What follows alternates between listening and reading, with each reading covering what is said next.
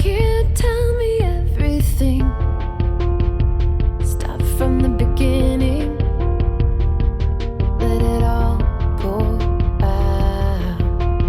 I will catch your story in my wings.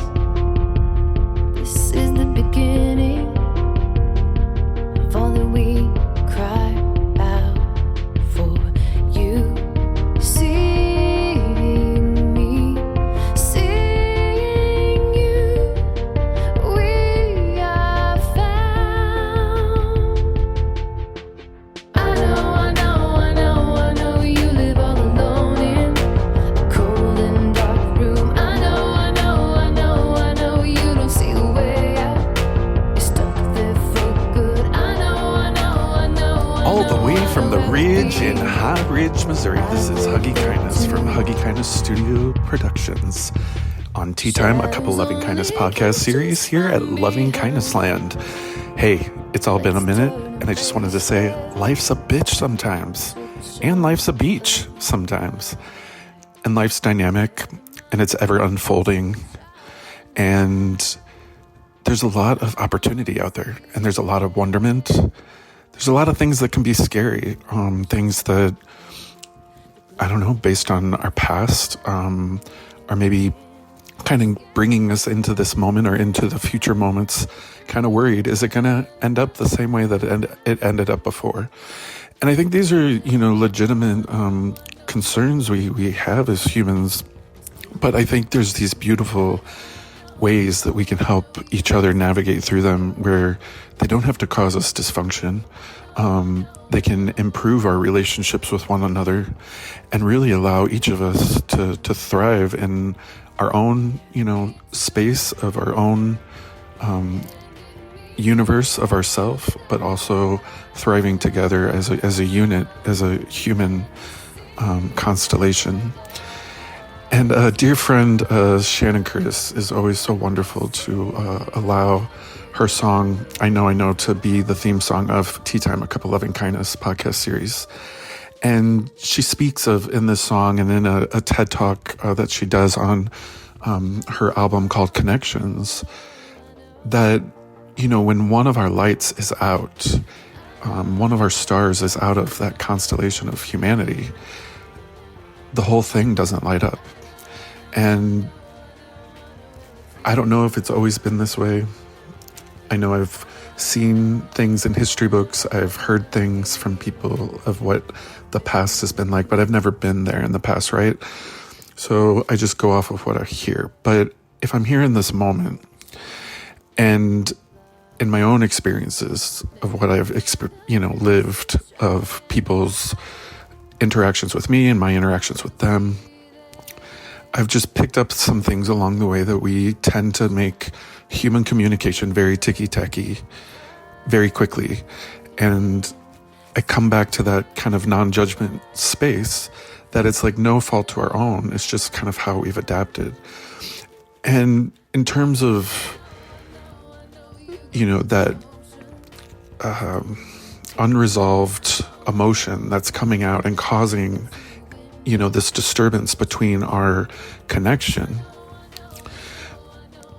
really what kind of helps to mend that and make that better, make it easier to be with each other, is compassion. There's this wonderful work called the compassion focused therapy, and it's really kind of grounded in this idea that, these days we've kind of become hyper vigilant to, being on the defense in a lot of our communications and interactions with each other. And so this author and person making some big kind of waves in this field is named Paul Gilbert, and he writes this book called The Compassionate Mind, and it comes with a workbook, and just really helping to see that, like, by bringing that compassion into these interactions, we offer more of this space in our mind and in our heart's space that we can then choose to respond, instead of kind of moving from these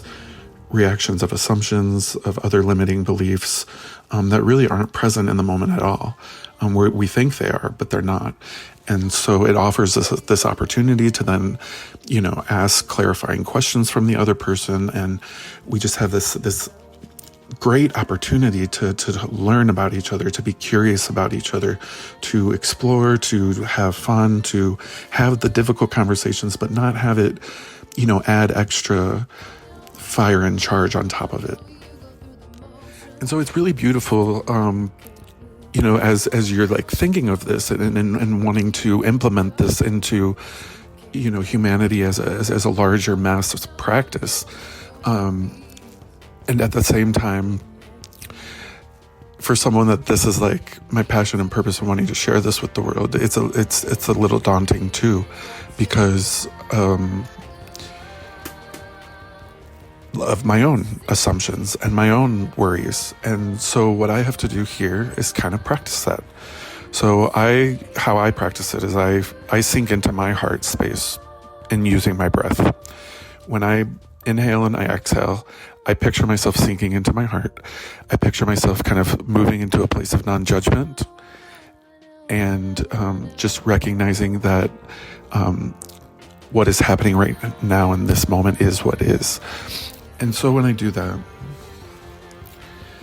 I'm able to then see that there's opportunity everywhere. There's opportunity to just share what I'm sharing right now. And so many people are going to resonate and understand and be curious to this, have maybe experienced some of it before and want to learn more and how they could implement it. And so Loving Kindness Land is a space, a platform, a community garden for all of us to come together, to be seen for who we are in the light, in our purity, in our rawness, when we are at our worst, when we're at our best. All of these moments are totally valid to have your presence in that community garden. And so I welcome you to Loving Kindness Land anytime that you are just wanting connection, wanting to improve your compassionate ways of being with yourself and with others. And so I leave you with just a loving kindness prayer today. And for anyone that's not, heard this prayer, this is a very shortened version of it, but really it's simple and profound that, I'm well, you're well, and together we're well. In setting intentions like that and moving from that heart space, it helps you to create that pause in your mind, in your heart, so that you don't react from the emotion.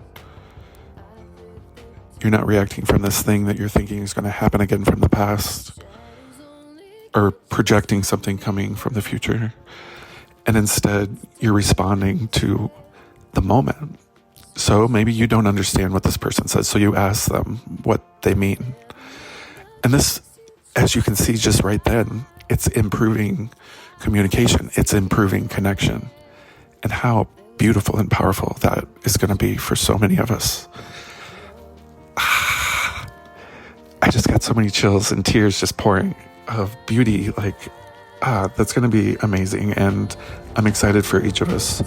I wish you all the best this week. Happy week to all of you.